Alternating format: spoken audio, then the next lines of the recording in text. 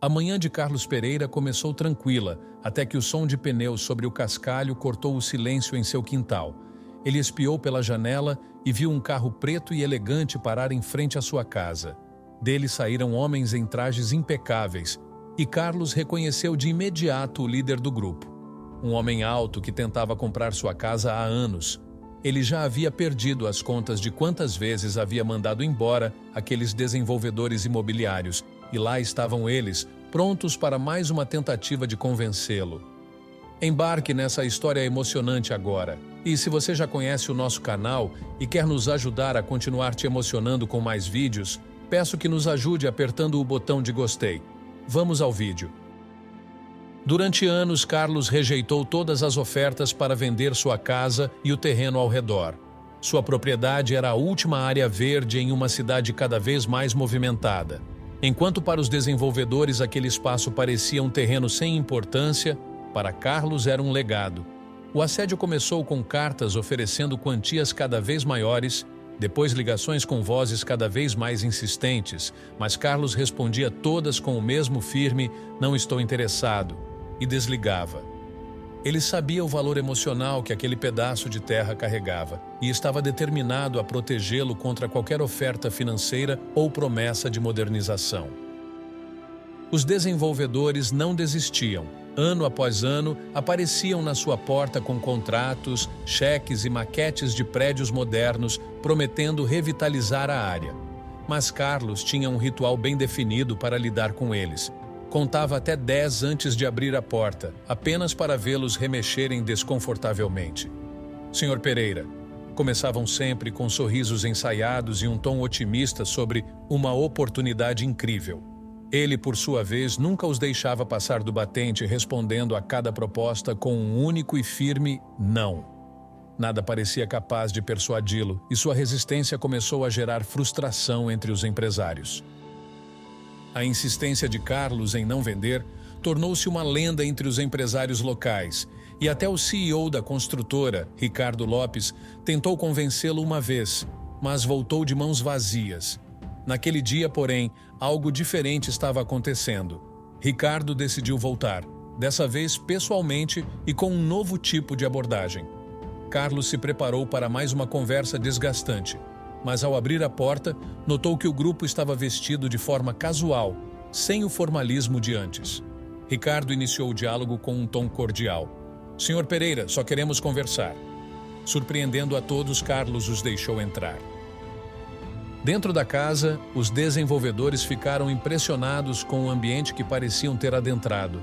Cada cômodo era uma cápsula do tempo, decorado com móveis antigos e fotos de família espalhadas pelas paredes.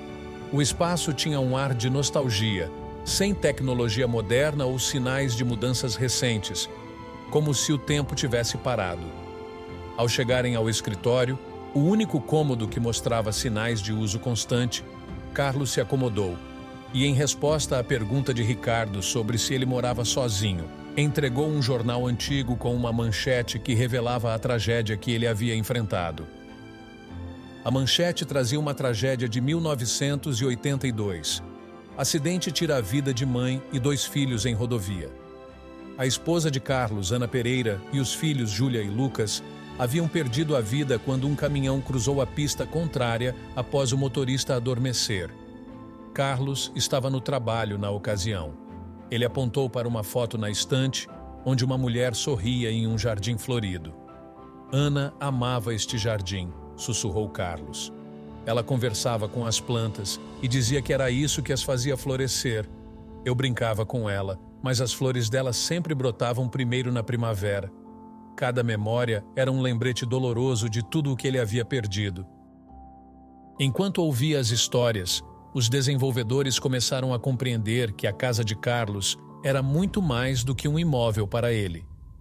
Cada quarto preservava lembranças e sonhos interrompidos de uma família, o que dinheiro nenhum poderia substituir. O quarto de Lucas, com pôsteres de esportes e chuteiras intocadas, guardava o sonho de um menino que não teve a chance de crescer. Após um tempo de silêncio e respeito, a campainha tocou. Carlos se desculpou para atender, deixando os visitantes refletirem sobre o que tinham acabado de ouvir. Eles compreendiam que qualquer proposta teria que respeitar a essência daquele lugar sagrado. Assim que ele se afastou, um dos desenvolvedores, Paulo, comentou com Ricardo: não podiam tirar aquilo de Carlos. Ricardo parecia abalado também, e quando Carlos retornou, algo parecia diferente. Ellen, uma mulher que ajudava Carlos com as tarefas da casa, estava ao lado dele e mencionou o quanto ele era generoso com a comunidade, permitindo que as crianças brincassem no quintal e contando histórias para quem quisesse ouvir. As palavras de Ellen deram a Ricardo uma nova ideia.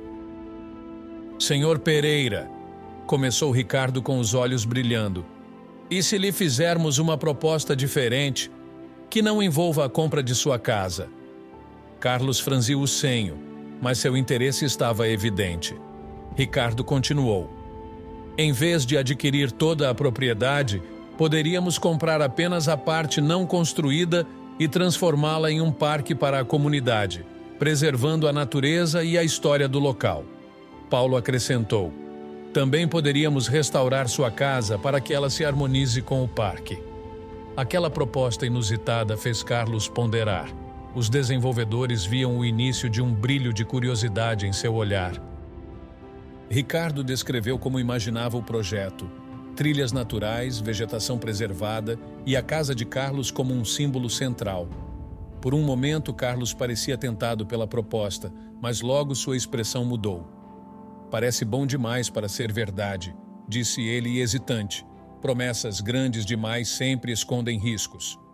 Ricardo, percebendo o ceticismo de Carlos, respondeu com um tom respeitoso: entendo sua hesitação, Sr. Pereira. Não queremos que o senhor sinta que vamos tirar vantagem disso. Paulo sugeriu então que poderiam redigir um contrato sólido para proteger os interesses de Carlos e garantir a preservação. Carlos ponderou e, após um longo silêncio, acenou positivamente. Quero que meu advogado revise tudo e também quero participar de todas as etapas do projeto. Ricardo concordou de imediato. Claro, Sr. Pereira. Será uma parceria e o senhor estará envolvido em cada decisão. Podemos organizar reuniões frequentes com nossa equipe de design e com ambientalistas. Queremos que a sua visão seja a base de todo o projeto. Helen, que escutava atentamente, sorriu ao ver Carlos aceitar a ideia. Carlos, pense nisso. Pode ser uma maneira de homenagear Ana, Júlia e Lucas, compartilhando o amor deles por este lugar com as próximas gerações. Carlos fechou os olhos por um instante, absorvendo aquelas palavras. Por fim, com uma firmeza que ele já não sentia há anos, respondeu: está bem, vamos tentar.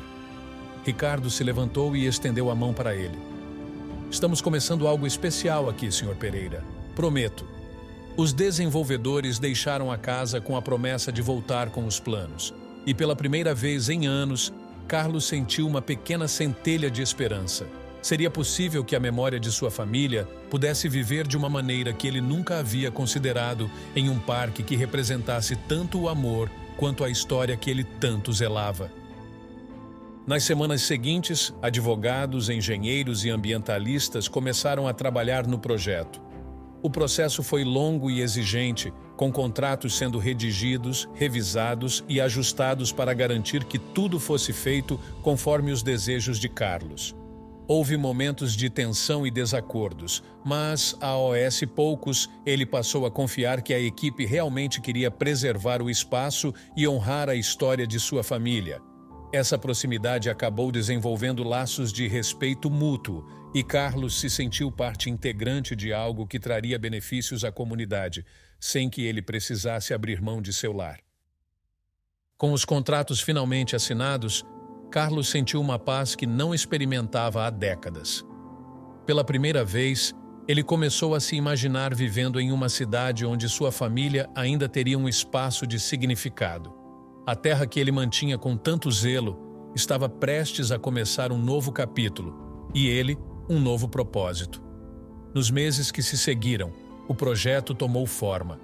Os arquitetos paisagistas desenharam trilhas que serpenteavam entre as árvores, enquanto os especialistas em preservação histórica dedicavam-se a restaurar a casa de Carlos, cuidando de cada detalhe, desde as cores originais da pintura até os acabamentos da madeira. Carlos estava envolvido em cada passo, oferecendo lembranças de momentos felizes com Ana e as crianças. Cada vez que compartilhou essas histórias com os trabalhadores e voluntários, ele sentia a dor do passado lentamente se transformar em algo mais leve, uma celebração de amor e de vida. No dia da inauguração do parque, uma multidão se reuniu, ansiosa para ver o novo espaço. Carlos, ao lado de Ricardo e Ellen, observou o palco onde falariam para a comunidade. Quando Ricardo começou seu discurso, relatando a longa jornada e as dificuldades enfrentadas para realizar o projeto, o público ouviu em silêncio reverente. Ricardo agradeceu especialmente a Carlos, cuja coragem e resiliência haviam inspirado o parque e todo o conceito do projeto. Ricardo convidou Carlos para falar e ele se aproximou do microfone devagar, sentindo o peso das lembranças e das novas emoções que carregava. Olhando para as pessoas à sua frente, começou a falar com uma voz baixa, mas firme. Durante anos, mantive esta terra para mim mesmo, temendo que, ao deixá-la ir, perderia as lembranças de minha família. Mas percebi que mantê-los trancados aqui comigo os afastava do mundo, e ao fazer isso estava prendendo a mim também. Hoje vejo que o verdadeiro legado de Ana, Júlia e Lucas não está nas paredes desta casa, mas aqui, neste parque, nas risadas das crianças, na paz das árvores e no som dos pássaros. As palavras de Carlos tocaram todos ali presentes. Ao seu redor, famílias aproveitavam o parque. Crianças corriam entre as árvores e ele percebeu que aquele espaço tinha se transformado em algo vivo, pulsante, cheio de histórias e futuro. Com o parque florescendo, Carlos também passou a viver de uma maneira diferente, redescobrindo um propósito que ele pensava ter perdido para sempre. Ele se tornou amigo de muitas das pessoas que frequentavam o local e adorava ver os visitantes desfrutando do espaço que ele e sua família tanto amaram. Ricardo mantinha contato frequente, muitas vezes pedindo a opinião de Carlos sobre novos projetos voltados para a comunidade. A experiência havia plantado uma semente na empresa de Ricardo, incentivando uma nova visão para o desenvolvimento da cidade, focada em áreas verdes e no engajamento com os moradores. Carlos observava com orgulho as mudanças que seu legado começava a inspirar em todo o bairro e na cidade. Por 3 anos, Carlos teve o privilégio de ver o parque crescer, assim como a comunidade que ele tanto prezava. Ele observou pequenas mudas se transformarem em árvores imponentes e viu o bairro inteiro abraçar o parque como um espaço de convivência e memória. O parque se tornara um verdadeiro testemunho do poder da memória e da capacidade de transformar dor em renovação. Uma noite tranquila, porém, trouxe o fim de um ciclo para Carlos. Ele partiu em paz, serenamente, em seu sono. A notícia de seu falecimento tocou a cidade inteira, deixando uma onda de tristeza e gratidão. Muitos se reuniram no parque para prestar homenagens, depositando flores e pequenas lembranças ao redor do carvalho favorito de Carlos, a última árvore da floresta original que um dia havia sido o refúgio de sua família. Na manhã seguinte, foi Helen quem o encontrou em sua poltrona favorita, de frente para a janela com vista para o parque. Ele segurava um álbum de fotos, onde as lembranças de sua família estavam acompanhadas por novas imagens das crianças brincando no parque. Helen ficou comovida ao ver a serenidade de Carlos, sabendo que ele tinha encontrado paz ao unir o passado ao presente, da forma que sempre desejou. No testamento de Carlos, Helen foi nomeada como a responsável por sua casa e pela continuidade do legado que ele havia construído. Profundamente tocada pela confiança de Carlos, Helen jurou honrar sua memória e cuidar do parque para as futuras gerações. Em reconhecimento à contribuição inestimável de Carlos à comunidade, o Conselho Municipal decidiu, por unanimidade, renomear o parque em sua homenagem. O Parque Memorial Pereira se tornou um tributo eterno a um homem que, com coragem e amor, transformou sua dor em um presente para a cidade. No primeiro aniversário de sua partida, uma cerimônia especial foi realizada no parque. Uma placa de bronze foi inaugurada na entrada, contando a história de Carlos Pereira, de sua família e da floresta que um dia existiu ali. Era um lembrete da força que o amor e a memória têm para inspirar gerações e criar algo maior que o próprio tempo. No fim, o homem que se recusou a vender sua casa e resistiu a todas as ofertas dos desenvolvedores acabou dando à comunidade algo muito mais precioso do que um pedaço de terra. Ele deu um coração, uma história e um futuro compartilhado que floresceria para sempre. O que você achou da atitude de Carlos em proteger sua casa? Você concorda com a proposta dos desenvolvedores de transformar o terreno em parque? E você teria aceitado essa parceria para preservar a memória da família? Compartilhe sua opinião nos comentários. Se você gostou dessa história emocionante, peço, por favor, que deixe um gostei neste vídeo e compartilhe com seus amigos. Este outro vídeo que está aparecendo em sua tela agora também é muito comovente e certamente vai te emocionar. Se inscreva no canal para não perder nenhuma novidade. Até o próximo vídeo.